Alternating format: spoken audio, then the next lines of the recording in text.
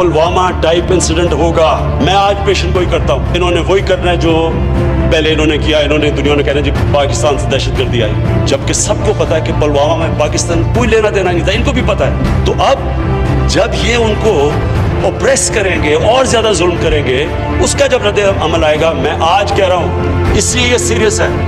इन्होंने हमें ब्लेम करना है, इन्होंने एक और भी चीज करनी है। मुझे अब खौफ है कि इन्होंने कश्मीर में एथनिक क्लेंजिंग करनी है। ये सारी जब चीजें करेंगे और ये पाकिस्तान को ब्लेम करेंगे, इसके बहुत सीरियस कॉन्सिक्वेंसेस हैं। और मैं बार बार उसके बाद पुलवामा के बाद इनको कहता गया कि दो न्यूक्लियर आर्म कंट्रीज ऐसी रिस्क नहीं ले सकते, हम अपने मसले डायलॉग से हल करें। मैं आज आपको कह रहा हूं कि जब ये सिचुएशन होगा, ये किसी के कंट्रोल में नहीं होगा।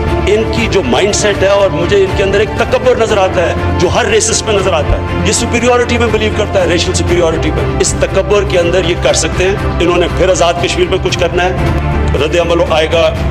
अगर इनके ऑपरेशन की वजह से कुछ हुआ, इंसिडेंट हुआ पुलवामा टाइप, इन्होंने एक्शन लेना है। ये हो नहीं सकता कि ये अगर पाकिस्तान में अटैक करेंगे हम उसका जवाब ना दें। हम जवाब देंगे, उसके बाद क्या होगा? मजीद वो और आगे बढ़ सकती है, वो भी जवाब देंगे, हम भी देंगे। उसके बाद क्या हो सकता है? कन्वेंशन वॉर हो सकती है। कन्वेंशनल वॉर अगर होगी, फिर क्या होगा? दो नतीजे हो सकते हैं। वॉर हमारे खिलाफ भी जा सकती है, हमारे लिए भी जा सकती है।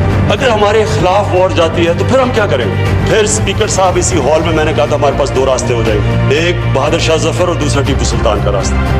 एक रास्ता वो कि हाथ खड़े करके हम हार मानने की करेंगे, दूसरा रास्ता टीपू सुल्तान का कि आखिरी खून के कतरे तक हम मुकाबला करेंगे। मुसलमान ईमान वाला इंसान मौत से डरता नहीं है, सिर्फ अपने रब्बुल आलमीन को खुश करने के लिए वो इंसानियत का सोचता है, लेकिन वो खौफ के ऊपर फैसले नहीं करता। हम इसलिए कोशिश करते हैं अमन के लिए क्योंकि हमारे दीन इंसानियत डालता है, हमें फिक्र है इंसानों की। लेकिन मैं ये सवाल पूछता हूँ कि अगर हम आखिरी कतरे तक लड़ेंगे तो वो कौन सी जंग होगी? वो जंग होगी जो कोई नहीं जीत सकता, सब हार जाएंगे वो जंग। उसके इम्प्लीकेशन दुनिया में पड़ेंगे। मैं न्यूक्लियर ब्लैकमेल नहीं कर रहा, मैं कॉमन सेंस को अपील कर रहा हूँ। Hope for the best, be prepared for the worst. क्या दुनिया वर्स्ट के लिए प्रिपेयर्ड है? अगर ये दूसरी तरफ चली जाती है, इसलिए ये टाइम है एक्शन लेने का। इसलिए हम दुनिया को अपील करते हैं कि एक मुल्क जो ब्लेटेंटली सारे इंटरनेशनल कानून की धज्जियां उड़ा रहा है, जिसको फिक्र ही नहीं है, क्योंकि उसको पता है कि पहले क्या हुआ जब वो कश्मीरियों पे जुल्म कर रहा था। जब यूएन की भी एक आध ह्यूमन राइट्स पे रिपोर्ट आई, पहले तो वो भी नहीं करते थे, उसके बावजूद दुनिया ने कुछ नहीं किया, कोई उनको कुछ नहीं कहता था।